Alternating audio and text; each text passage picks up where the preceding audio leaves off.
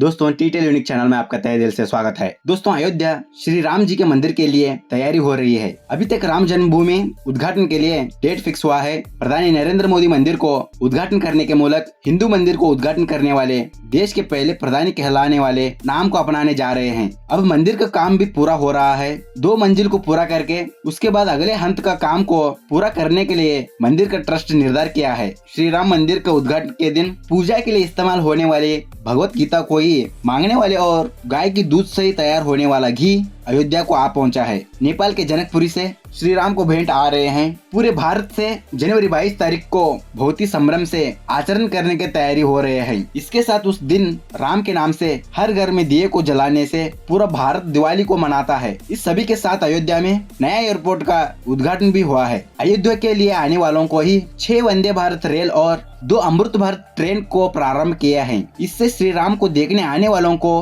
कोई भी समस्या नहीं हुई, जैसा सभी तरह की व्यवस्था के लिए उत्तर प्रदेश का सरकार प्रयत्न कर रहा है। वैसा हुए तो अयोध्या में क्या क्या हो रहा है, इस एयरपोर्ट और रेलगाड़ियों का क्या विशेषता है, अयोध्या का अभिवृद्धि कैसे हो रहा है, इन सभी के बीच में अयोध्या का मंदिर का उद्घाटन समारंभ में हम नहीं आते हैं करके बोलने वाले कौन हैं, इसके बारे में आज हम यहाँ पर देखेंगे। दोस्तों वनवास करके श्री रामचंद्र अयोध्या को लौट करके आए बर पूरा अयोध्या शाप मुक्त हुए जैसा अपना सभी प्रकार का शोक को काट कर संभ्रम से श्रृंगार हुआ था करके रामायण के कर्तृ लिखते हैं। उस वक्त अयोध्या कैसे श्रृंगार हुआ था कहने को देखने के लिए हमको साध्य नहीं था, मगर अब अयोध्या को फिर से शाप विमोचन हुआ है। वहाँ प्रभु श्री रामचंद्र जी के भव्य मंदिर निर्माण हो रहा है। वहाँ के मूलभूत सौकर्य के अभिवृद्धि को समारोपाधि में कर रहे हैं। नया विमान निलदान वहाँ हो रहा है। रेल स्टेशन को आधुनिक तरीके का स्पर्श को दिया जा रहा है। साथ में वहाँ सब राममय जैसा तैयार हो रहा है। वहाँ के अयोध्या राम जंक्शन को प्रधानी नरेंद्र मोदी उद्घाटन किए हैं। उतना ही नहीं, अयोध्या को आने वाले लोगों को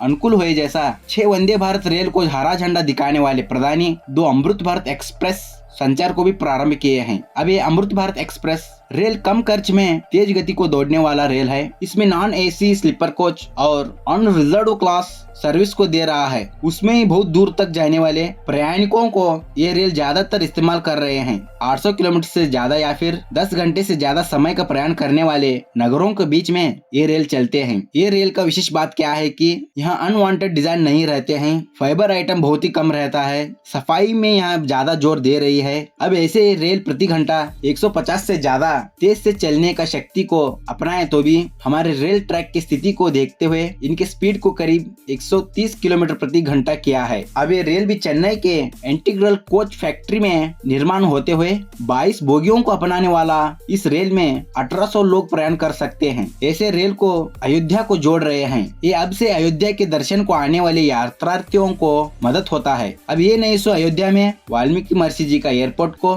दिसंबर 30 के तारीख प्रधानी नरेंद्र मोदी उद्घाटन किए हैं। इससे पहले अयोध्या को जाना हो तो लखनऊ, वाराणसी या फिर प्रयागराज से अयोध्या को आना पड़ता था। अब इससे सीधे अयोध्या को विमान सौलभ मिलने के कारण से वहां जाने वालों को ज्यादा अनुकूल किया जा रहा है। अब तक इंडिगो एयरलाइंस का जहाज एक दिल्ली से अयोध्या को आ पहुंचा है। उस जहाज के पायलटों को जय श्री राम करके स्वागत किए हैं। अब से अयोध्या को जाने वालों को ये एयरपोर्ट बहुत ही अनुकूल कहलाता है। अब यहाँ उद्घाटन होने वाले महर्षि वाल्मीकि इंटरनेशनल एयरपोर्ट का विशेषता को देखे तो इस एयरपोर्ट को 1450 करोड़ रुपए खर्च में बनाया गया है। यहाँ पर रहने वाले टर्मिनल बिल्डिंग 6000 चदर किलोमीटर बड़ा है। हर साल 10 लाख से ज्यादा प्रयाणिकों को संभाल लेने का सामर्थ्य को ये निभाता है। उतना ही नहीं सो ये एयरपोर्ट टर्मिनल मंदिर के जैसा स्ट्रक्चर में दिखता है। यहाँ से ही श्री रामचंद्र जी का जाप शुरू होना है करके इस प्रकार से इसे निर्माण किया जा रहा है। अब इस टर्मिनल के अंदर के हिस्से में लोकल आर्ट्स को इस्तेमाल करके पेंटिंग बनाया गया है। श्री राम के जीवन और उनकी गाथा को बहुत ही मनोहर तरीके से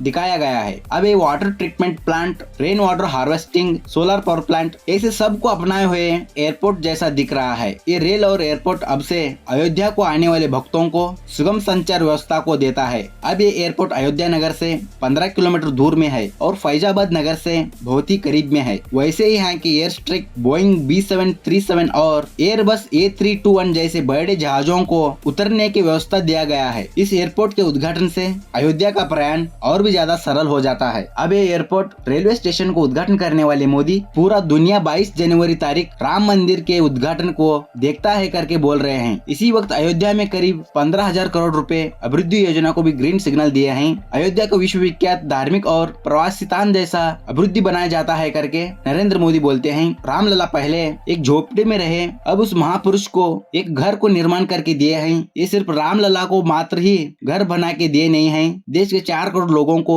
घर बना के दिए हैं करके नरेंद्र मोदी अपनी सरकार के साधनों को प्रजा के सामने रखे हैं। इस वक्त अयोध्या मंदिर के पास में तैयार होने वाले और भी कुछ कामों को उद्घाटन का भाग्य मिल रहा है। अब अयोध्या नगर को सजाने के कामों को इन सभी को तेज गति मिल रहा है। अब कुछ ही दिनों तक कामगारी पूरा होने का साध्यता है। वैसे ही अयोध्या के राम मंदिर के उद्घाटन के लिए अभी तक जात्यातीत तरीके से, पक्षातीत तरीके से गण्य व्यक्तियों को आमंत्रण दिया गया है। विरोध पक्ष भी राम मंदिर के उद्घाटन के लिए जाने का बातचीत चल रही है। कांग्रेस पक्ष को भी आमंत्रण दिया गया है। ये पूरे देश का संभ्रम जैसा दिख रहा है, मगर कम्युनिस्ट पक्ष के लोग यहाँ पर थोड़ा जिद पकड़ के बैठे हैं। इनको आमंत्रण गए तो भी सीताराम येचुरी और बृंदा कराड दोनों इस राम मंदिर के उद्घाटन में हम शामिल नहीं होंगे करके संदेश को भेजे हैं। यहाँ पर भगवान कहने का हर एक का आस्था होए तो भी उस आस्था को पॉलिटिक्स में इस्तेमाल करना नहीं है करके बीजेपी पक्ष के नायक कम्युनिस्ट पक्ष को बोले हैं। मगर राम थे कहने का साक्षी क्या है? रामायण कहने का चला ही नहीं है। राम अयोध्या में ही पैदा हुए थे कहने का साक्षी आधार क्या है? ऐसे प्रश्नों को पूछते वक्त भगवान कहने का हर एक का आस्था है, उस आस्था को अपमान नहीं करना है कहने का सामान्य ज्ञान भी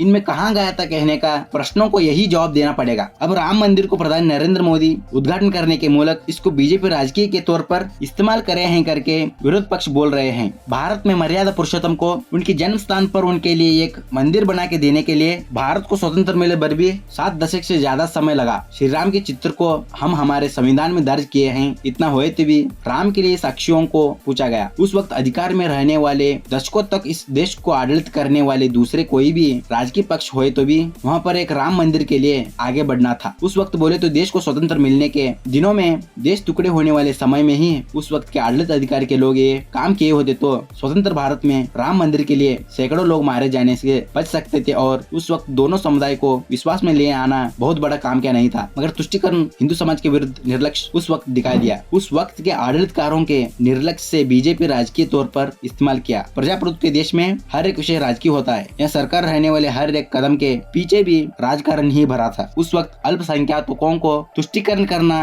समाज सेवा को था क्या? वो राजकारण नहीं था क्या? अब यहाँ अयोध्या का अभिवृद्धि, यहाँ पर रेलवे स्टेशन, एयरपोर्ट हुए हैं, रास्ते सुंदर तरीके से तैयार हुए हैं। ये सब के हिंदू के लोग और बीजेपी एक ही इस्तेमाल करते हैं क्या? दूसरे इस्तेमाल करते नहीं हैं क्या? श्री राम कहाँ थे? कौन से इंजीनियरिंग कॉलेज में पढ़ाई किए थे कहने वाले अहंकार राजकारण के लोग, उनके बच्चे कल इन रास्तों से गए तो रास्ता क्या उनको बाहर ढकेलता है क्या, या फिर जहाज नीचे गिराता है क्या? अभिवृद्धि कहने का सभी को अच्छा ही करता है। राम मंदिर को विरोध करके कर सेवकों के रेलगाड़ी में आग लगाने वाले वंशज के लोग कल अयोध्या में टैक्सी चलाए तो तुम्हारा धर्म कौन सा है, तुम क्यों यहाँ पर हैं कहने का कोई भी राम भक्त यहाँ पर पूछता नहीं है, क्योंकि वो कोमवादी नहीं है, वो रामवादी है। कल यही अयोध्या में एक बड़ा मस्जिद भी बनकर ठहरता है, उसको देखने के लिए देश विदेशों से लोग आते हैं। वो लोग भी इस्तेमाल करने वाले यही एयरपोर्ट, यही रेल स्टेशन है। वहाँ होने वाला उत्तर प्रदेश का अभिवृद्धि, भारत का अभिवृद्धि। यह है दोस्तों राम मंदिर के उद्घाटन के लिए तैयार होने वाले अयोध्या के बारे में कुछ जानकारी। अगले वीडियो में मिलेंगे दोस्तों, तब तक के लिए जय हिंद, वंदे मातरम।